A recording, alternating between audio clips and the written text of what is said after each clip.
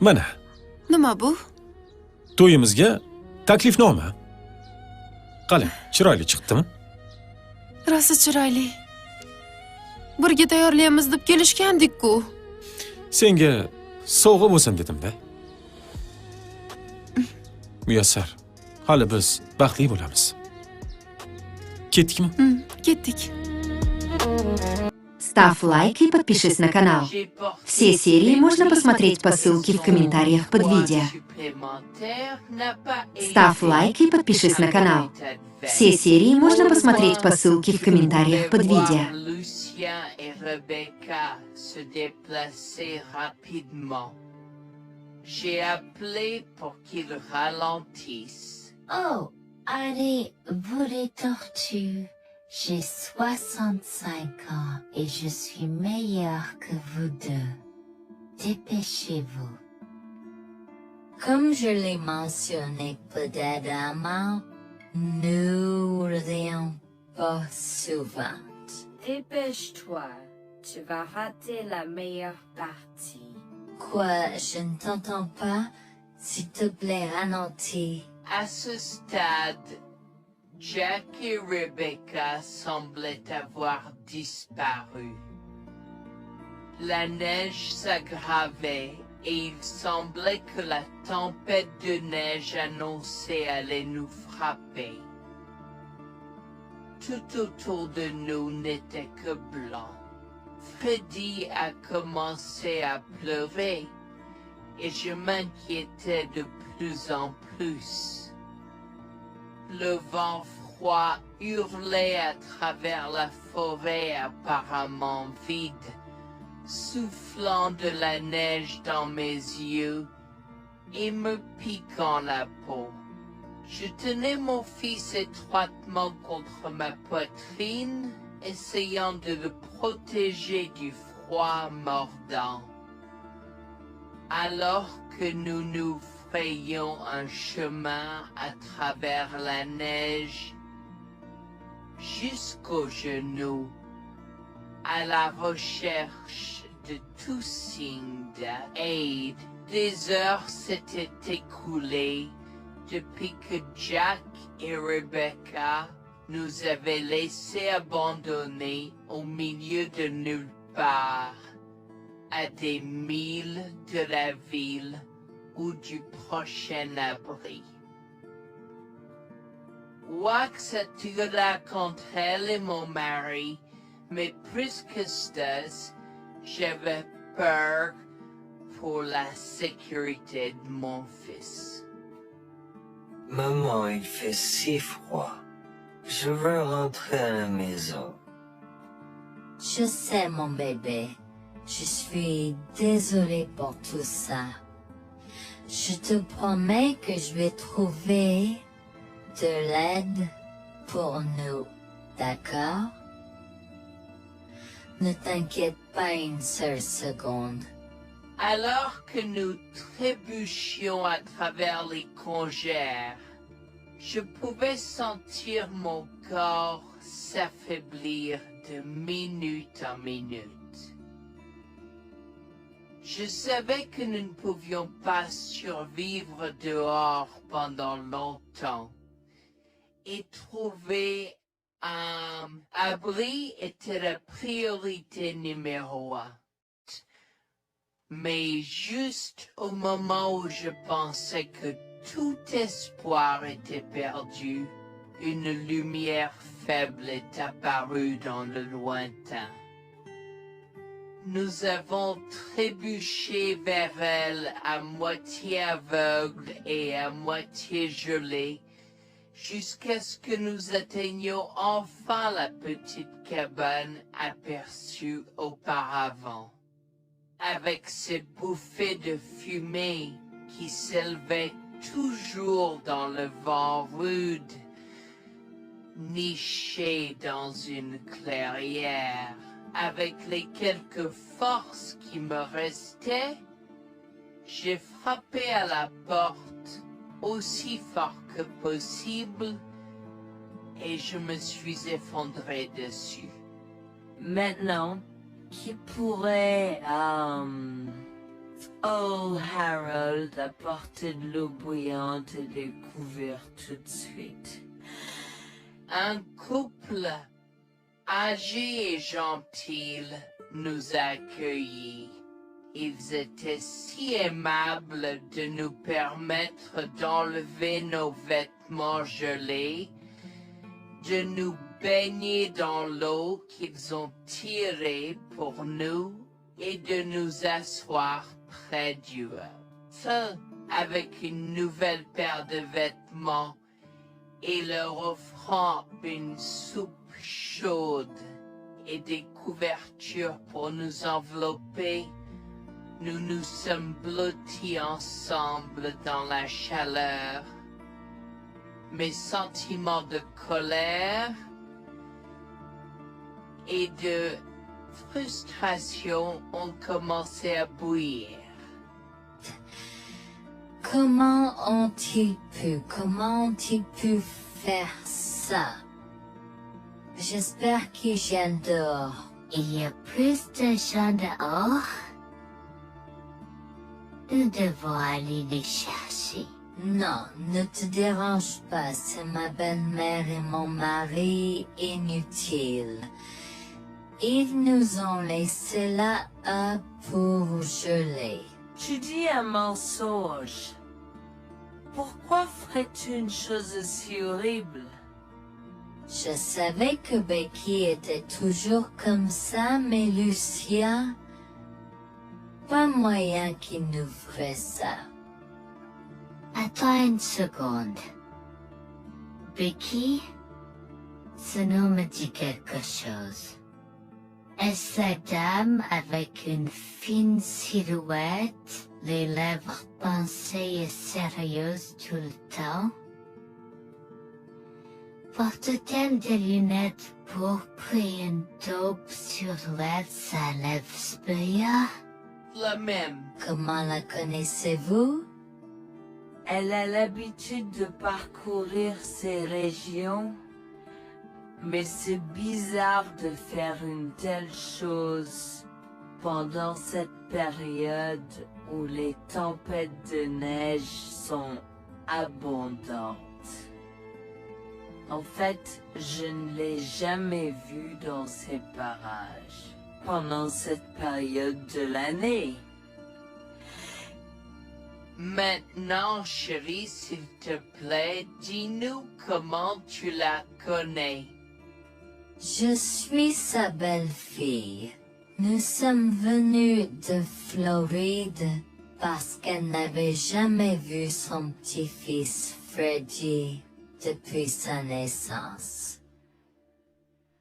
Je voulais vraiment qu'ils se lient d'amitié et se connaissent. Mais Anne semblait désintéressée, même après que nous soyons venus de si loin. Freddy était blotti contre moi, endormi dans mes bras, avec un sourire sur son visage. Dieu merci, il allait bien.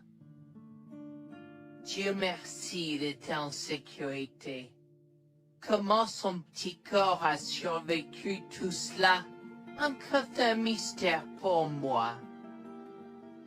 Mais plus je le regardais, plus je devenais frustré par son père, inutile, et sa grand-mère. Elle est magnifique. Cela nous fait pleurer de savoir que cela se produit. Vous voyez, nous n'avons pas d'enfants. Nous ne pouvions pas en avoir. Alors nous avons décidé de venir vivre sur les montagnes. C'est la vie que nous avons toujours voulu, mais nous ne pouvons pas combler les lacunes dans nos cœurs.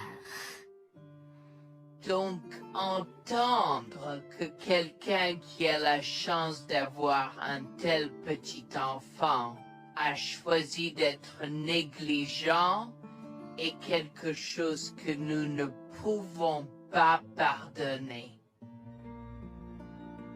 Tu sais, j'ai toujours eu un drôle de pressentiment à propos de Becky, je te l'ai dit, Harold.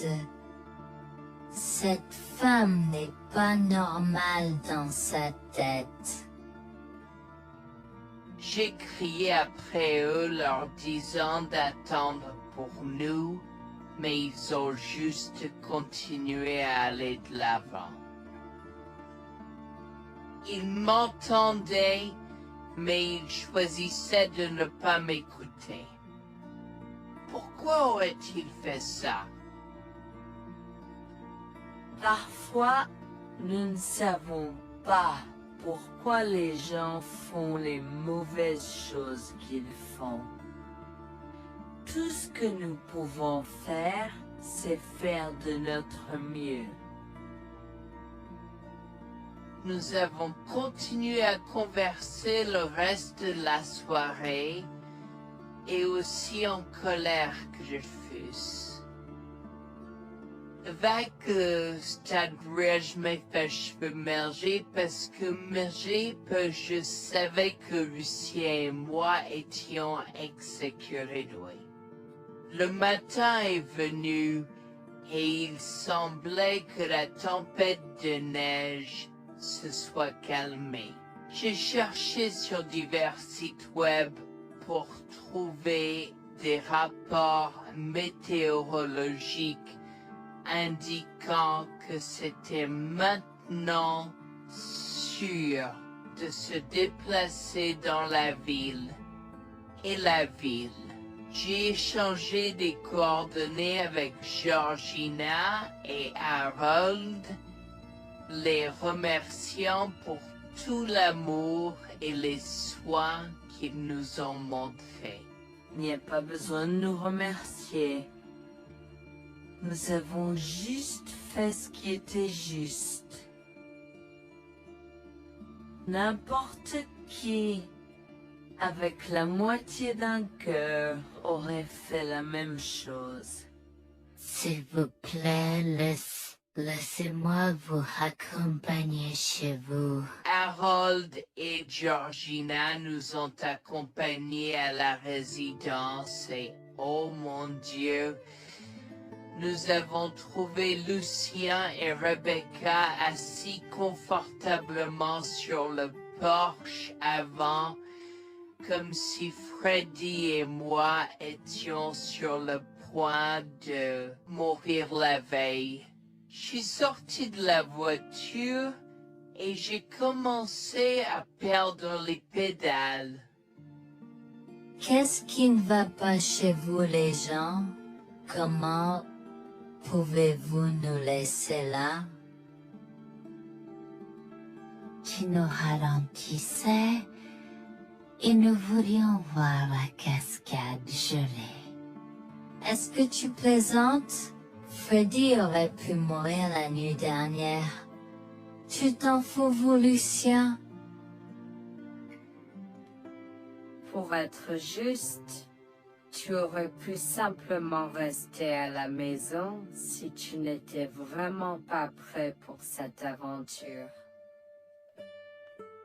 Je jure devant Dieu, à ce moment-là, ma vision est devenue rouge.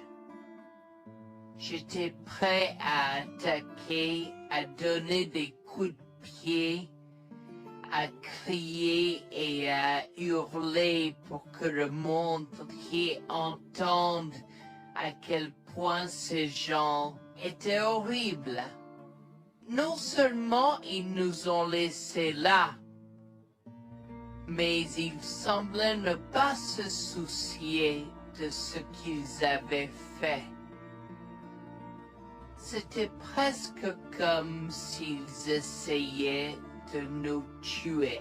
Avant que je ne puisse lancer une série d'actions et de mots qui ne pourraient pas être repris, Harold m'a retenu, me disant de me calmer, car Freddy était toujours dans la voiture avec Georgina. En assistant à toute cette scène, il m'a fallu un moment pour me calmer. Mais même si j'avais calmé, j'étais toujours agressif et argumentatif. Vous nous avez laissés là. Nous aurions pu mourir, Lucien. Tu t'en fous de ça? Tu t'en fous que ta mère ait essayé de nous tuer? Ne sois pas dramatique, Noémie. Elle n'essayait pas de faire ça. Regarde, la raison pour laquelle nous ne sommes pas revenus te chercher est parce que nous savions que tu trouverais de l'aide et un abri. Je veux dire, tu as toi-même indiqué cette cabane, n'est-ce pas? Il semble que tu aies obtenu l'aide dont tu avais besoin. Pas grâce à toi ou à ta mère. Je n'arrive pas à croire ce que j'entends en ce moment. Assez, tout le monde. Ne me donne pas mal à la tête. Comment peux-tu être si froid et sans cœur envers ta femme? J'ai la moitié d'une idée de venir te frapper. Essaie, vieil homme. Je te mets au défi. Écoute, Noémie. Je suis désolée que tu n'aies pas pu gérer un peu le mauvais temps, mais je jure qu'il n'y avait aucune mauvaise intention de ma part. Écoute, Noémie, je suis désolé que tu n'aies pas pu gérer un peu le mauvais temps, mais je jure qu'il n'y avait aucune mauvaise intention de ma part. Oh oui. Pourquoi diable irais-tu faire de la randonnée à cette période de l'année? Nous ne te voyons jamais pendant cette période, alors quoi maintenant? Pourquoi maintenant quand tu as un enfant qui ne voulait que se connecter avec toi? Quelqu'un pourrait argumenter que ce niveau de négligence grossière était intentionnel, Becky. Tu es une personne malade et pathétique. Cela a semblé faire fondre l'extérieur froid et dur de Becky, qui avait l'air douloureuse, du moins pendant un instant, avant de revenir à son extérieur de méchante sorcière de l'Ouest. Je ne sais pas ce que tu essaies d'insinuer, mais si tu cherches une bataille, je peux t'assurer que tu la perdras. Tu oublies que je suis une femme riche. J'ai accès au meilleur. Voyons comment ton petit argument va se passer en cours, vieil homme. Vous êtes pas là avec votre malade joueuse. Je souhaite que vous restiez fiers. Tu sais quoi, Noémie? Je m'en fiche maintenant. Je n'ai plus besoin de faire semblant devant toi et tout le monde. Alors, laisse-moi te dire les choses clairement pour que tout le monde puisse entendre. Je m'en fiche de toi et de ce bébé. Honnêtement, je souhaite que vous soyez tous les deux morts hier. Au moins, vous auriez arrêté de me déranger avec vos tentatives pour rencontrer ce bébé. Est-ce que je parais en avoir quelque chose à faire? J'ai fait mon geste vers elle comme si mon corps avait une volonté propre. Je me suis approché d'elle et l'ai giflée. J'ai continué à la gifler et à donner des coups de pied aussi forts que possible jusqu'à ce que Jack et Harold me déchirent. Tu m'es stoppé. Comment osais-je? Comment osez-vous vous asseoir là et défendre cette sorcière? Elle l'avait mérité. Toi, je vais te poursuivre en justice. Comment oses-tu me mettre les mains dessus? Elle ne voulait évidemment pas cela. Regardez, il semble que les tensions soient élevées en ce moment. Pourquoi ne pas tous prendre une grande respiration? Entrons et réglons cela. Vous êtes un homme faible et pathétique, et j'espère que vous passerez le reste de votre vie à expier ce que vous avez fait à votre fils. Avant que Jack ne puisse répondre, je lui ai craché au visage avant de rentrer à l'intérieur, de prendre Freddy et ses affaires et de monter dans la voiture avec Georgina et Freddy. Maman, j'ai peur. Que se passe-t-il? Pourquoi tu combattu, grand-mère? Chérie, je suis vraiment désolée que tu aies dû voir ça. Les choses sont beaucoup plus compliquées ici et je ne veux pas te mentir. Mais je crains que tu ne sois un peu trop jeune pour comprendre.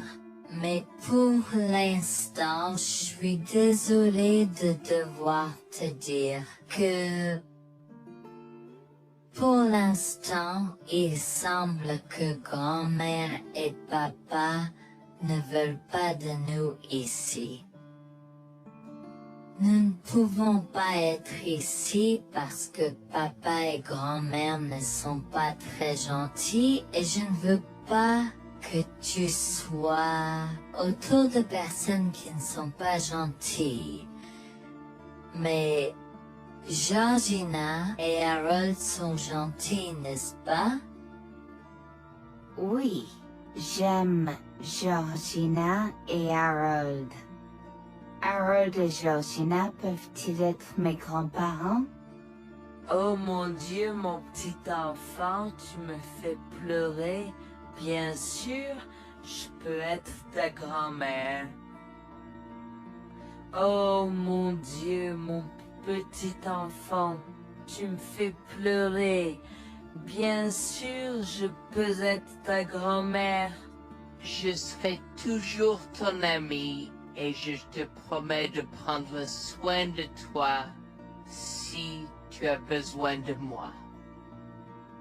Harold a pris la voiture et nous a emmenés à un hôtel où nous avons pu nous reposer et nous remettre de nos émotions, mais malheureusement tout l'événement était un peu trop difficile à gérer.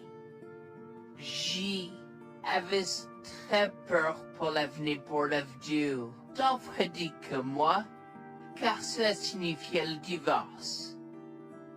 Mais j'avais peur, Bertie, qu'ils obtiennent la garde de Freddy. Décidé de parler au gymnase et s'est préparé de la question une fois que Freddy s'était endormi. Que vais-je faire? Je vais aller en prison? Nonsense. cette sorcière ne portera pas plainte. Et si elle le faisait, elle ne le fera pas. Car nous avons des preuves de sa conspiration pour commettre un meurtre. Comment? Nous sommes toujours préparés, chérie. Nous avons secrètement enregistré toutes les preuves. Maintenant, vous pouvez emporter cet enregistrement avec vous et l'utiliser contre votre mari et belle-mère au tribunal. Vous êtes des anges déguisés. Comment avez-vous fait ça? Quand? Comment? Chut, mon enfant, ne t'inquiète pas de tout ça. Écoute simplement l'enregistrement audio. Nous avons écouté et effectivement toutes les preuves avaient été enregistrées, y compris la partie où j'ai attaqué physiquement sa mère. Maintenant, ils vont me faire pour coups et blessures. Oh mon Dieu, pourquoi je fais ça?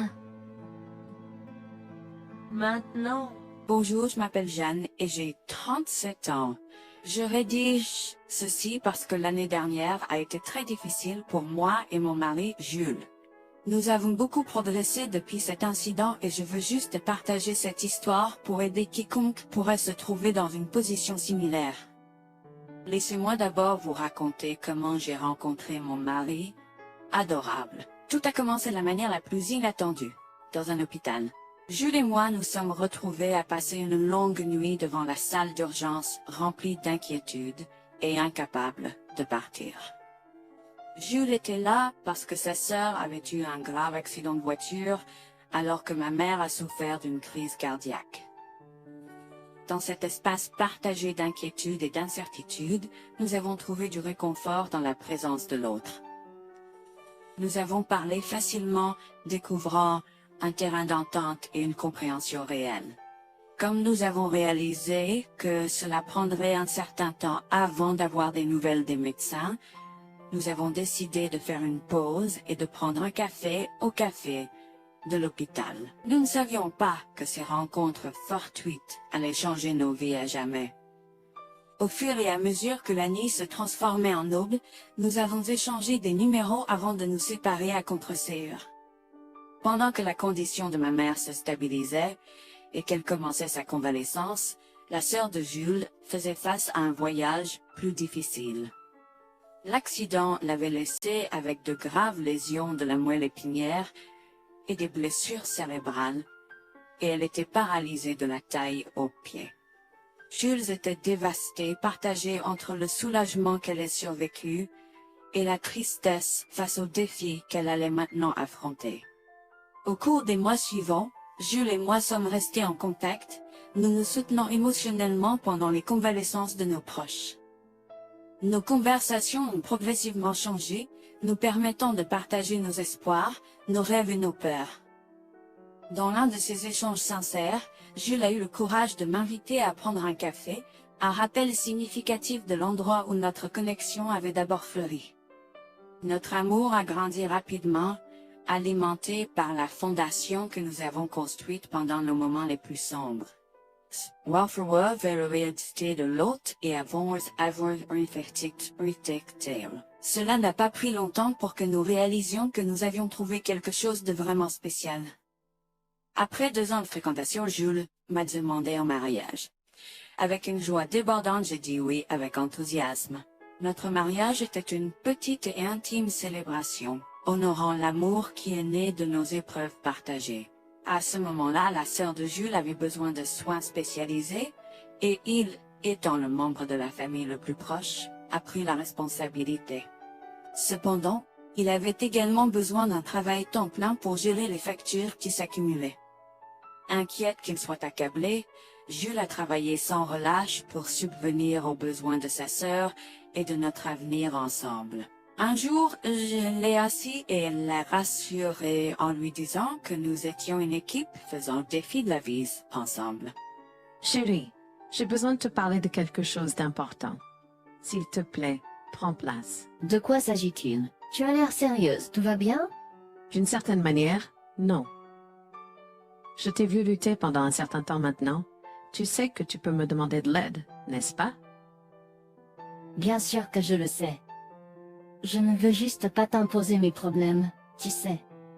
Mon chéri, nous sommes une équipe. Je veux que tu te souviennes toujours de ça. Nous faisons face aux défis de la vie ensemble et il n'y a rien d'individuel dans notre relation, seulement la nôtre. Je veux te soutenir, toi et ta sœur, de toutes les manières possibles. Cela signifie beaucoup pour moi, bébé. Tu as été incroyable tout au long de tout cela. Je ne sais pas ce que je ferais sans toi. C'est exactement pourquoi je voulais en parler. J'ai réfléchi à la prise en charge d'Abby et à l'impact que cela a sur ton travail. Et si nous envisageons de la placer dans une maison de retraite? Et avant que tu ne poses la question, je connais une bonne où ma grand-mère était vraiment heureuse. Elle a même préféré cela à vivre à la Sommet. Je ne sais pas, je veux dire, c'est une décision importante et risquée à prendre. Je comprends, mais réfléchis, Greg. Cela permettrait de te trouver un meilleur emploi payant pour que nous puissions nous assurer qu'Abby reçoit les soins qu'elle mérite. Nous pouvons la visiter régulièrement et être toujours là pour elle. Mais cela soulagerait une partie de la charge sur tes épaules. Tu as raison. C'est un choix difficile, mais je fais confiance à ton jugement. Je suis heureuse que tu me laisses enfin t'aider. Crois-moi, les choses sont plus faciles quand on peut partager ses fardeaux avec quelqu'un. Je veux dire, c'est comme ça que nous nous sommes trouvés, non? Comment pourrais-je jamais l'oublier? Je t'aime tellement. Merci de rester à mes côtés. Tais-toi, pas besoin de remerciements. Tu sais que je serai toujours là pour toi. Je t'aime aussi, chérie. Jax m'a fait confiance et nous avons trouvé une maison de retraite pour Abby. Au cours des prochains mois, Jax a trouvé un travail mieux rémunéré et a rendu visite à sa sœur tous les jours. Le rétablissement d'Abby a progressé de manière surprenante bien qu'elle soit paralysée. Elle a commencé à se déplacer dans la maison de retraite dans son fauteuil roulant, déterminée à explorer. La maison de retraite permettait aux résidents de sortir avec des membres de leur famille enregistrés, alors je lui ai envoyé une allocation mensuelle pour l'aider à s'amuser. La mère de Jax, Grégoire, a entendu parler de son dévouement au bien-être d'Abby et des efforts qu'il a déployés pour s'occuper d'elle. Grégoire est venu à notre domicile, les larmes aux yeux, pour exprimer à quel point il était fier de son fils. Mère, pourquoi pleures-tu? Qu'est-ce qui ne va pas? Je veux juste que tu saches à quel point je suis fier de toi, Jules. Tu as montré une telle force et compassion en prenant soin d'Abby. Je ne pourrais pas être plus fier d'avoir élevé un fils aussi merveilleux. Eh bien, merci, mère. Je fais juste ce que je peux pour Abby. C'est pas facile, mais je l'aime et je veux m'assurer qu'elle va bien. Tu as fait plus que suffisamment, mon chéri. Je ne veux pas que tu portes ce fardeau seul. Je veux prendre le relais et rendre visite à Abby plus fréquemment. Tu dois te concentrer sur ton travail et ta propre vie. Abby sera bien prise en charge. Fais-moi confiance. Eh bien, ce n'est pas comme si je l'avais fait seule. Jeanne a été à mes côtés, me soutenant à chaque étape du chemin. Nous sommes une équipe et nous sommes tous les deux engagés dans le bien-être d'Abby. Oh, je sais que Jeanne a été là, mais tu as fait tellement, Jules. Il est temps que tu priorises ta propre vie et ta carrière. Abby sera entre de bonnes mains. Fais-moi confiance. D'accord, mère, si tu es sûre de toi, alors j'accepterai. Mais je veux que tu saches que c'était un plaisir de prendre soin d'Abby et que je serai toujours là pour elle, quoi qu'il arrive. Je t'apprécie, Jules, mais il est temps pour toi et Jeanne de vous concentrer sur vos futurs. Fais-moi confiance, ce sera pour le mieux. D'accord, mère, si tu crois que c'est la bonne chose à faire, alors j'irai avec. Promets juste de bien t'occuper d'Abby. Je te le promets, maman, tu peux compter sur moi. Maintenant, va et concentre-toi sur ton travail. Laisse-moi m'occuper de la garde d'Abby. J'ai trouvé l'intérêt subi de Grégoire pour Abby un peu étrange, mais je me suis tue car je savais que ce moment était important pour Jules. L'année suivante, Jules s'est concentré sur son travail et obtenu une augmentation. J'ai également obtenu une augmentation, ce qui nous a permis d'augmenter l'allocation mensuelle de Bal d'Abby. Grégoire a tenu sa promesse, mais il y avait un piège. Il a toujours insisté pour que nous restions occupés par le travail et nous a rappelé à quel point Abby était heureuse avec plus d'argent. Il nous a grondé si nous voulions la visiter et a prétendu qu'il savait ce qui était le mieux pour elle. Grégoire nous a fait appeler avant de rendre visite à Abby, donc il a contrôlé notre accès à elle. En conséquence, nous l'avons vue de moins en moins, mais nous avons continué à lui envoyer l'allocation chaque mois. Je me sentais mal à l'aise par la situation. L'attitude possessive et le comportement contrôlant soudain de Grégoire m'inquiétaient. Il semblait toujours avoir des excuses lorsque Jules avait besoin d'aide avec Abby dans le passé. Cependant, je n'ai rien dit car je savais à quel point Abby était importante pour Jules. Malgré les défis, Jules et moi sommes restés engagés à soutenir Abby. Nous avons tenu notre promesse de fournir une assistance financière, même si nous ne pouvions pas être avec elle autant. Nous avons cru qu'Abby méritait les meilleurs soins. Même si nous ne pouvions pas être avec elle autant, nous avons cru qu'Abby méritait les meilleurs soins et le bonheur, et nous voulions qu'elle ait les moyens de profiter de la vie à fond. Un jour, Jules était un peu trop submergé par le manque d'Abby. Nous nous étions tous les deux beaucoup impliqués dans le travail et n'avions pas eu le temps de lui rendre visite. Nous avons décidé de lui rendre visite sur un coup de tête. Nous ne l'avons pas dit à Grégoire car nous ne voulions pas entendre ses remontrances ou ses réprimandes. Avant d'arriver à la maison de retraite, Jules et moi nous sommes arrêtés au supermarché pour acheter à Abby toutes ses collations préférées. Nous étions tous les deux très excités de la voir et de passer du temps de qualité avec elle. J'ai même apporté ma Nintendo Switch pour qu'elle puisse y jouer. Nous sommes entrés et avons immédiatement commencé à chercher Abby, mais nous ne pouvions pas la voir nulle part. Je pensais qu'elle était probablement partie pour un rendez-vous chez le médecin ou qu'elle était probablement dans le jardin. Nous avons trouvé l'infirmière d'Abby, Mme Smith. Elle nous a regardés avec confusion. « Excusez-moi, pourriez-vous nous dire où est Abby? Nous la cherchons. » Charlie, ne savez-vous pas ce qui s'est passé? Non, nous n'en savons rien. S'il vous plaît, dites-le nous. Que s'est-il passé? Est-ce que Abby va bien? J'ai essayé de contacter Grégoire car il a insisté pour être le point de contact pour toutes les informations concernant Abby, mais il n'a jamais répondu à mes appels. S'il vous plaît, dites-nous simplement ce qui s'est passé. Est-ce que Abby va bien? Je suis vraiment désolée de vous apprendre cette nouvelle. Alors que nous administrions un nouveau médicament à Abby, son corps a eu une réaction sévère. Elle est tombée en état de choc, malgré nos efforts, il a été. Quoi? Quand cela s'est-il produit? Cela s'est produit il y a 2 mois. 2 mois? Comment cela est-il possible? Pourquoi n'avons-nous pas été informés? Je m'excuse pour cette omission. Nous essayons de joindre Grégoire comme il l'avait demandé, mais il semble qu'il n'a jamais reçu nos appels. C'est incroyable. Nous aurions dû être au courant, nous aurions dû appeler Abby. Merci de nous l'avoir dit, Manager Smith. Nous aurons besoin de temps pour traiter cela. Pouvez-vous nous laisser un peu d'intimité? Bien sûr, prenez tout le temps dont vous avez besoin. Je serai là si vous avez des questions ou si vous avez besoin d'aide. Je suis vraiment désolée pour votre perte. Je pouvais sentir le monde de Jules s'effondrer et le mien aussi.